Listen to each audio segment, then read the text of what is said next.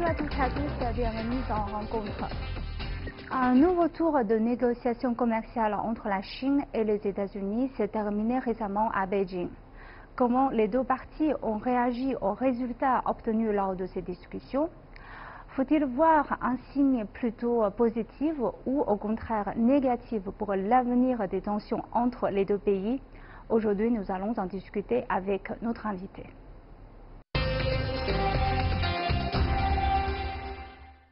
J'ai le plaisir d'accueillir aujourd'hui sur notre plateau M. Ding Yifan. Bonjour, vous êtes Bonjour. économiste, chercheur à l'Institut de recherche sur le développement du Conseil des affaires d'État.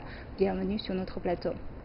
Alors, quel était l'objectif initial prévu de ce tour de négociation selon vous? Cette tour de négociation a été décidé par les deux chefs d'État. Au moment du sommet du G20 en Argentine, ils se sont conclus que finalement les deux pays ont plutôt intérêt à trouver un modus vivendi. Et donc ils ont décidé de conclure par des négociations une espèce d'armistice dans cette guerre commerciale. Finalement, du côté américain, ils ont arrêté leur décision d'élever continuellement le droit de douane contre l'importation chinoise. Et la Chine a fait aussi une espèce de geste en faveur de l'importation américaine en décidant de reprendre un peu l'importation des produits agricoles américains. Mais l'interdiction n'a pas été complètement libéralisée. Mais on a tout de même repris une partie de l'importation attendue. Et donc, sur cette base d'entente, les fonctionnaires des deux pays ont commencé à négocier sur les conditions d'armistice ou de fin de guerre.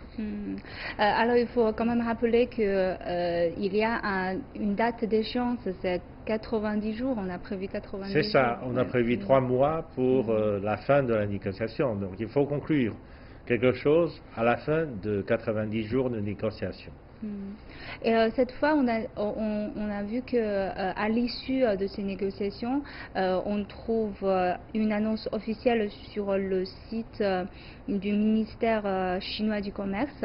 Je le cite, les deux parties ont activement appliqué le consensus auquel sont parvenus les dirigeants des deux pays et ont mené des échanges approfondis et détaillés sur le commerce et les questions structurelles d'intérêt commun.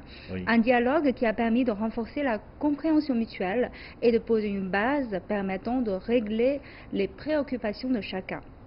Donc là, c'est plus diplomatique parce qu'il y a très peu de détails, mais vu de ce genre de façon de tourner les choses, quelle est la position chinoise sur les résultats de cette discussion? En fait, sur la première tour de négociation, donc les Américains sont arrivés en Chine, et on a négocié ici à Pékin sur la première tour de négociation.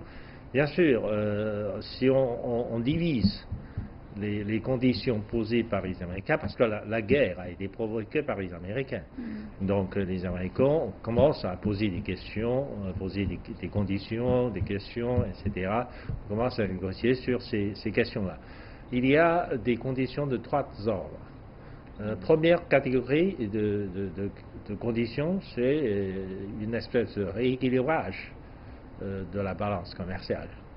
Une espèce de rééquilibrage, et là-dessus, sur ce genre de conditions, on est parvenu plutôt facilement à un consensus. C'est-à-dire que la Chine a promis d'augmenter l'importation des produits agricoles, de l'énergie, etc., de la part des États-Unis. C'est comme elle l'a fait depuis toujours. Donc cette fois-ci aussi, sur les mesures de rééquilibrage de la balance commerciale, c'est facile. Et dans cette catégorie-là, on est arrivé à un accord, il n'y a pas de problème. Mais dans la deuxième et la troisième catégorie, c'est-à-dire sur ce qu'on appelle le déséquilibre structurel de la balance commerciale, et il n'y a pas vraiment d'accord. Il n'y a pas eu de véritable accord là-dessus, parce qu'on a négocié sur la Chine a promis d'ouvrir davantage son marché, et donc les entreprises américaines pourraient éventuellement entrer en Chine plus facilement et se doter d'un statut à pied égal avec les entreprises chinoises, etc. etc. Tout cela, mais les Américains ont ajouté à cela des conditions d'observation de ces règlements, et là-dessus... Pouvez-vous nous expliquer plutôt cette question structurelle, parce qu'il est annoncé aussi dans cette annonce finale, les questions structurelles, non seulement ce que vous avez évoqué, les questions sur les e-commerce, mais aussi sur les questions structurelles. Donc, qu'est-ce qu'il s'agit exactement structurelles, c'est très compliqué. Structurel, il y a ce qu'on appelle les entreprises très concurrentielles et compétitives sont qualifiées par les États-Unis comme des entreprises publiques. En fait, il essaie de forcer la Chine à abandonner le soutien du gouvernement aux entreprises publiques. Et là-dessus, bien sûr, il n'y a pas de consensus. Il y a un désaccord là-dessus total sur la nature de ces entreprises, etc. Mais en fait, la Chine est en train de restructurer même ces entreprises publiques. Mais vous pensez que cette demande est justifiée? Non. Les États-Unis ont toujours négocié ce genre de choses avec tous ses partenaires, même avec les Européens, avec la France par exemple. Dans le passé, les États-Unis ont négocié avec la France pour forcer la France à abandonner aussi le soutien à ces entreprises publiques. Et le Japon aussi. Le Japon aussi. La France a réussi à restructurer ces entreprises. Aujourd'hui, il n'y a pas beaucoup d'entreprises publiques au sens exact du terme. Il y a beaucoup d'entreprises mixtes. La France a partiellement privatisé les entreprises publiques pour faire impliquer plus de capital privé dans les entreprises publiques. Maintenant, ces entreprises qui sont encore soutenues ou d'une manière ou d'une autre par l'État, mais qui ne sont plus considérées comme des entreprises publiques. Au Japon aussi. Au Japon, il y a des groupes d'entreprises très puissants, soutenus plus ou moins par le pouvoir public, qui s'appellent des Seipasu. Les Seipasu aussi ce sont des groupes d'entreprises très puissants. Et les États-Unis aussi ont forcé le gouvernement japonais à abandonner ce soutien à ce genre de groupe d'entreprises. Mais ils ont essayé à démembrer ces Seipasu, mais ils n'ont pas réussi tout de même. Jusqu'à aujourd'hui, au Japon, le marché est toujours partagé par quelques Seipasu, quelques grands groupes d'entreprises. Donc, mais c'est toujours la porte de discorde entre les États-Unis et les autres partenaires commerciaux. Pourquoi pensez-vous que les États-Unis continuent depuis des années de faire ce genre d'appel? Est-ce que c'est vrai que, par exemple, la perte de compétitivité de ces entreprises publiques veut vraiment réellement contribuer à, par exemple, à corriger les balances commerciales? Non, parce que ça ne pourrait pas vraiment corriger la balance commerciale. Mais c'est pour renforcer la compétitivité des entreprises américaines.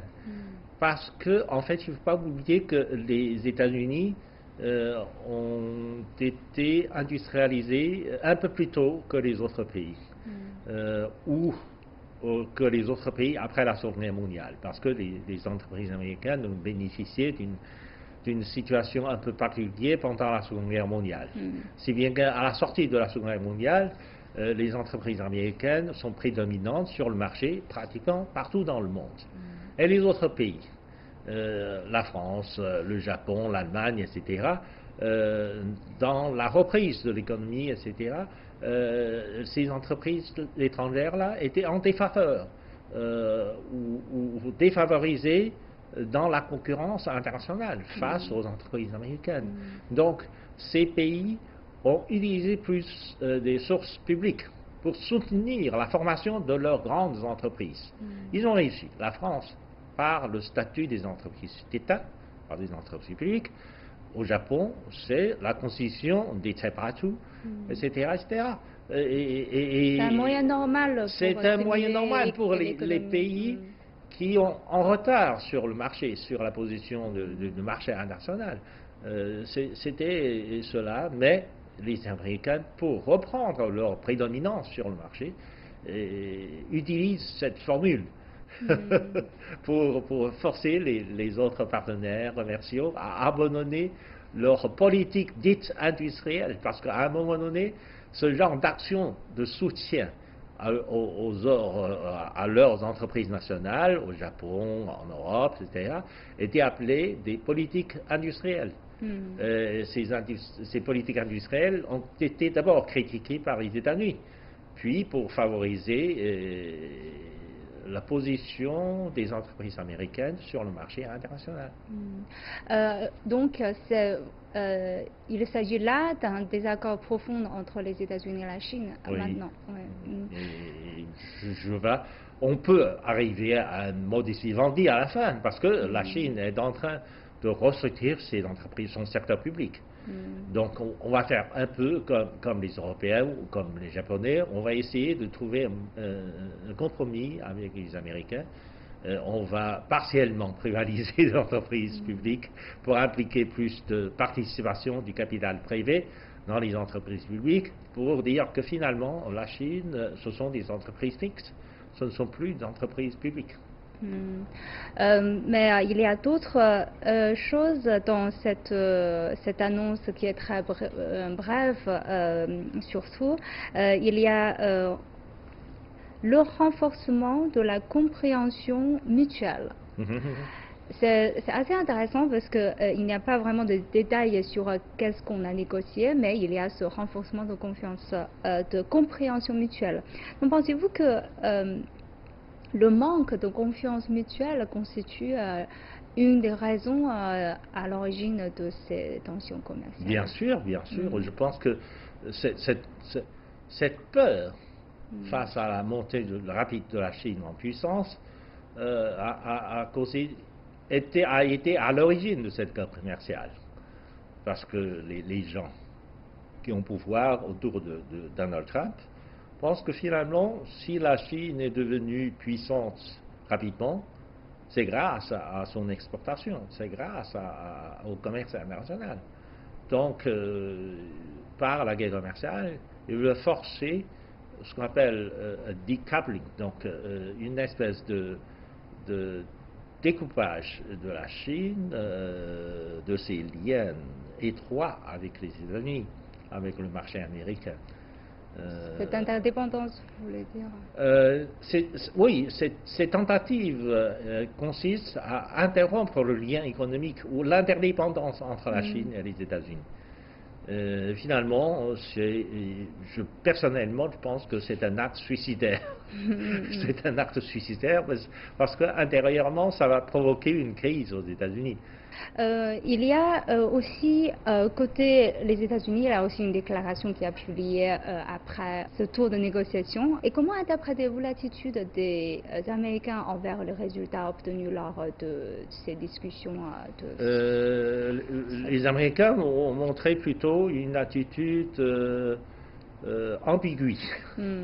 À l'égard de cette tour de négociation. Ils reconnaissent à la fois que la nécessité de continuer à la négociation, ils reconnaissent que finalement il y a des progrès à réaliser déjà dans cette première tour de négociation, mais il faut approfondir la négociation, il y a des problèmes à régler dans les détails. Donc ça veut dire que prochainement, on va essayer de rentrer dans les détails des questions. Parce que, en dépit de l'accord de principe, etc., il y a encore beaucoup de détails dans les négociations. Et ils reconnaissent que finalement, on va continuer la négociation. Prochainement, la Chine va envoyer sa délégation à Washington pour continuer la négociation prochainement. Ce tour de négociation a été prévu pour 2 jours, mais finalement, ça a été prolongé à 3 jours. Oui. Quel genre de signe Non, il y a différentes interprétations à cela. Il y en a qui disent que finalement, même pendant ce tour de négociation, il y a un peu de progrès dans les détails. C'est-à-dire que même sur les questions de détails, on a voulu faire avancer les choses. Donc on est entré un peu dans les détails, etc. Mais il y en a qui disent que justement parce que sur la deuxième et la troisième catégorie, comme ils n'ont pas pu avancer plus, ou ils n'ont pas pu avancer un peu plus comme prévenu, donc finalement ils ont dépensé une journée de plus pour essayer de trouver une solution. Mais finalement, si on voit un peu la réaction des marchés boursiers, on voit que ce tour de négociation a été reçu très favorablement parce qu'on a vu une montée des indices un peu partout dans le monde. Comment interprétez-vous ce genre de réaction du marché? Parce que ça donne une lueur d'espérance. Parce que cela prouve que finalement les Américains et les Chinois commencent à négocier et vraisemblablement ils veulent trouver une solution. Ils veulent trouver quelque chose. Ils vont faire des efforts pour essayer de trouver une solution. Et ça, c'est une assurance au marché. Parce que le marché s'attendait au pire. Le marché s'attendait au pire, finalement, parce que si le gouvernement Trump insiste sur ce qu'on appelle des découplages, c'est-à-dire sur l'interruption de ces liens économiques avec la Chine, eh bien, ça va provoquer une crise aux États-Unis. Ça va provoquer une interruption de la chaîne de production aux États-Unis. Donc, le marché est très sensible à ce genre de perspective. C'est pour ça qu'à la fin de l'année dernière, en novembre et en décembre, il y a une des chutes successives de la bourse de New York. Les investisseurs avaient peur que ce genre de guerre commerciale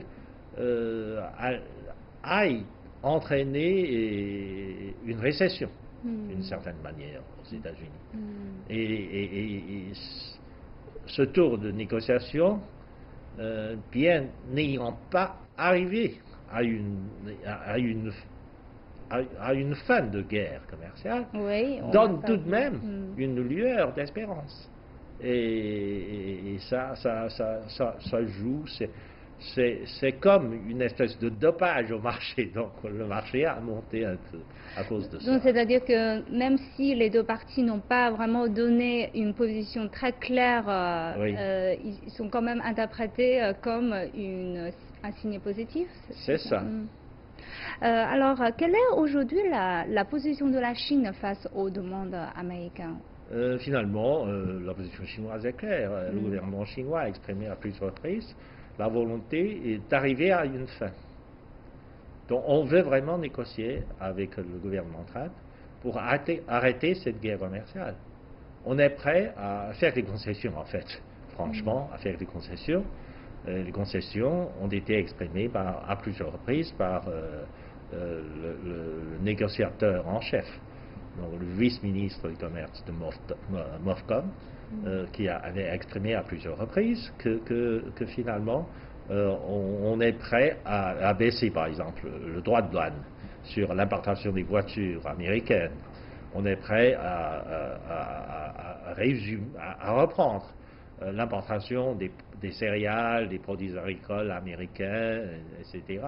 On est prêt à augmenter l'importation de l'énergie des États-Unis, du gaz naturel et du pétrole, etc. Tout cela, ce sont des concessions que le ministère du Commerce est prêt à faire. Et quelle est la position des États-Unis, par exemple, sur la partie, les questions structurelles, par exemple? En fait, le gouvernement américain est très divisé. En fait, le gouvernement américain est très divisé. Il y a des gens qui sont vraiment très durs. C'est le négociateur, le représentant de négociation, le représentant commercial qui est Lighthizer. Lighthizer était quelqu'un de très dur qui veut utiliser la guerre commerciale pour arriver à un découplage avec l'économie chinoise, etc. Donc c'est quelqu'un de très dur. Mais en même temps, vous avez d'autres personnes telles que le ministre de Finances, Kudlow. Kudlow veut arriver à un compromis avec la Chine parce qu'il sait que finalement, une interruption des liens commerciaux avec la Chine entraînerait une crise profonde aux États-Unis. Donc il ne veut pas. Donc il veut... et comme il a été toujours le chef de la délégation américaine pour les négociations précédentes, eh bien, on a trouvé plutôt ça sympathique. On avait dit que finalement, on était prêt à arriver d'arriver à une conclusion ou à un compromis.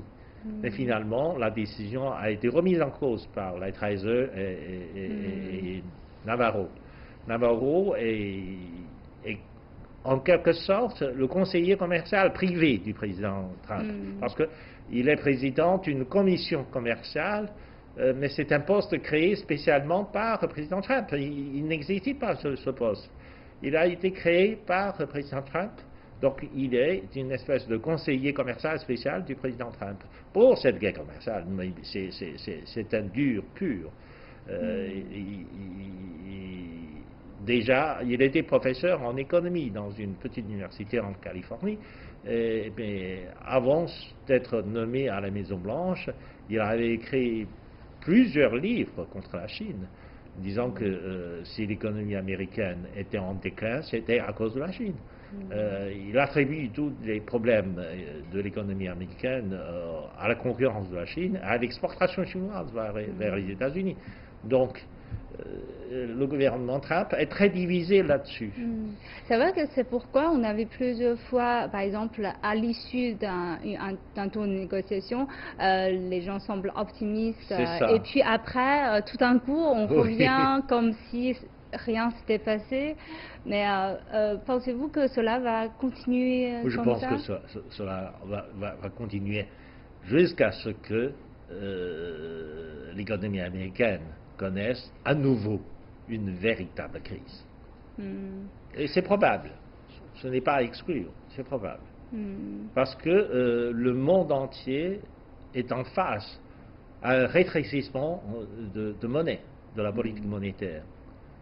Et la bulle est tellement grande aux États-Unis, à la bourse de New York, que finalement, tôt ou tard, un rétrécissement de la politique monétaire risque de percer cette bulle. Et puis de provoquer à nouveau une récession. C'est pourquoi je pense que tout le monde a des yeux rivés sur... C'est un peu pour cette raison que le gouvernement Trump se montre un peu moins dur pour la négociation.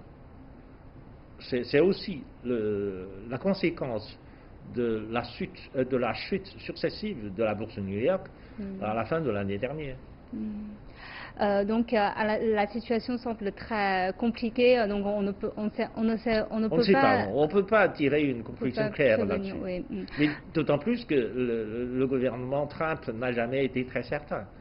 Sur toutes les questions, il y a toujours... imprévisible. Oui, imprévisible, il est toujours imprévisible. Il revient toujours sur les questions sur lesquelles il avait donné son accord. Il y a un fait, je voudrais demander de votre avis, c'est on voit que le premier jour de ce tour de négociation, on voit l'entreprise américaine Tesla a ouvert officiellement sa giga-usine à Shanghai et le patron de Tesla a même rencontré le Premier ministre chinois.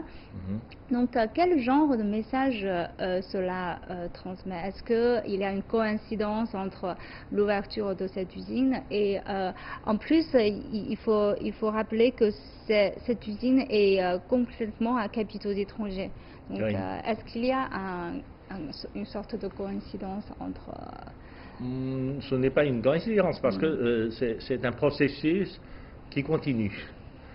Si on regarde par exemple les entreprises américaines qui commencent à investir, qui sont prêts à investir, et c'est-à-dire en Chine, elles sont plus nombreuses que celles qui veulent investir aux États-Unis. Tesla est une entreprise qui a décidé qui commence son investissement à Shanghai, qui va faire la plus grande usine de Tesla dans le monde. Oui, c'est aussi la première. La première, oui, une usine gigantesque dans le monde, parce que jusqu'à maintenant, la production de Tesla est très limitée, parce que en Californie, ils ne trouvent pas de main-d'œuvre qualifiée suffisamment nombreux pour élargir leur production. Donc, ils ont décidé de venir s'installer en Chine, d'installer leur plus grande usine dans le monde, d'abord pour satisfaire les besoins du marché chinois, puis pour les besoins du marché international. Il n'y a pas que cela, il y a aussi le GM, General Motors. General Motors est un autre symbole, parce que, oui, la Chine a décidé de réduire le taux de douane à l'égard de l'importation des automobiles américaines. Donc, je doute que ce genre de mesures puisse favoriser beaucoup l'exportation des voitures américaines vers la Chine. Parce que, vu récemment, le General Motors a décidé de fermer 3 usines aux États-Unis, mais le General Motors a augmenté son investissement en Chine. Parce que finalement, le General Motors produit plus de véhicules en Chine qu'aux États-Unis. Cette entreprise américaine fait plus de profits sur le marché chinois que sur le marché américain. Donc finalement, le patron de GM, de General Motors, a été appelé par le président Trump à témoigner au Congrès américain pour expliquer pourquoi il a fermé des entreprises aux États-Unis et il augmente son investissement en Chine. Parce que finalement, les conditions d'investissement sont considérées comme meilleures en Chine qu'aux États-Unis par ces entreprises américaines. Donc je pense que même la guerre commerciale dans ce domaine-là est contre-productive. Parce que ça ne peut pas empêcher les entreprises américaines de venir en Chine. Et en fait, cette commerciale ne peut qu'accélérer le processus de ces entreprises américaines de quitter le marché américain, finalement. C'est ça. Parce que cette guerre commerciale va créer des inquiétudes, va créer des incertitudes, va élever le coût de production aux États-Unis. Si ces entreprises ne peuvent plus importer des pièces détachées de Chine, ça va alourdir énormément le coût de production de ces entreprises. Donc, si bien que ces entreprises ont décidé de venir en Chine au lieu de rester aux États-Unis. Et en plus, on a constaté que récemment la Chine a publié aussi la liste négative à l'accès du marché chinois, donc c'est aussi un pas important pour attirer les investissements d'étrangers. Oui, c'est plus clair, donc, parce qu'autrefois, pour investir en Chine, il faut toujours une série d'approbations par les différentes autorités, par les différentes branches du gouvernement, etc. Tandis que là, avec une liste négative, on est sûr, si son investissement n'est pas sur la liste, il n'y aura plus besoin d'autant d'approbation. Alors, je vous remercie, M. Ding Yifan, merci pour vos analyses. Et je vous remercie d'avoir suivi notre discussion. À la prochaine.